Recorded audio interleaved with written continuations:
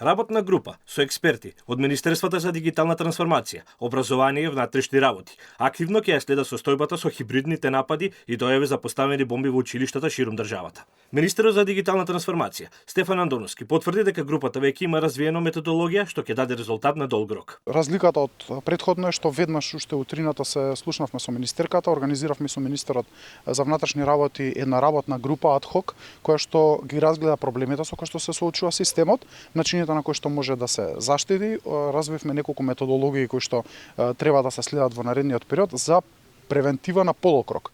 За последните дојави за бомби, според Андоновски, од клучно значење била брзата и координирана реакција на институциите, но истакна дека Министерството за дигитализација ќе продолжи да работи на подобрување на постоечките и развивање на нови механизми за справување со хибридните напади. Постапувањето на МВР и на Министерството за образование и на општините беше многу соодветно во текот на денот, ги разреши последиците, но работиме сега и на причините зошто ова ни се случува.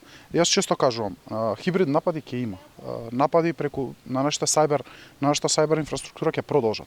Но многу е важно како институциите одговараат, а сега одговараат системски и во соработка едни со други и стоиме на располагање да му помагаме на Министерството за образование и наука и на сите други институции понатаму ако се појават вакви проблеми. Реакцијата и итните мерки од страна на надлежните доаѓаат од како минатиот петок. Беа регистрирани околу 120 дојави за поставени бомби во училиштата. Во истрагата со хибридните напади работат Бирото за јавна безбедност, Меѓународната организација за криминалистичка полиција, Интерпол и Агенцијата за криминалистичко разузнавање на Европската унија.